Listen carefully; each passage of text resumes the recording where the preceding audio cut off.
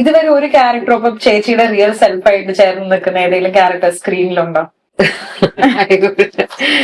I think Elsamma to an extent എനിക്ക് ആ സമയത്ത് തോന്നിയിട്ടുണ്ട്. ആ അപ്പം അല്ല യുനോ മേ ബി കുറച്ചൊക്കെ I think I probably have എന്തൊക്കെയോ അതില്. അത്രയും ബോൾഡ് ആണോ അപ്പൊ ശരിക്കും? I think, yeah. You have to, no? Sometimes life doesn't give you choices. You have to be bold.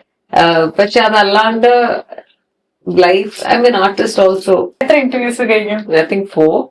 ഇത് 4 മീരാനന്ദനെ പറ്റിയിട്ട് ചോദിച്ചിട്ടുണ്ടാകും അല്ലേ? ഇല്ല, ഐ തിങ്ക് 2.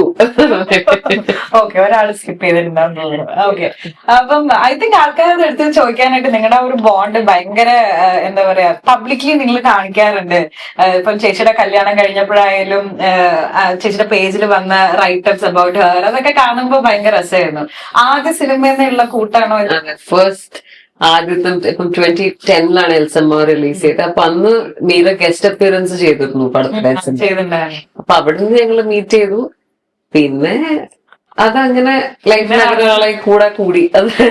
ഇത് ചില ട്രോളിലോ പിന്നെ നടന്നത് ചരിത്രം അത്രയില്ല, ഞാൻ പറഞ്ഞില്ലേ അങ്ങനെ ലൈഫിൽ അങ്ങനത്തെ ഗേൾ ഫ്രണ്ട്സിനെ കിട്ടുന്നത് ഓൾവേസ് എ ബ്ലെസ്സിങ്.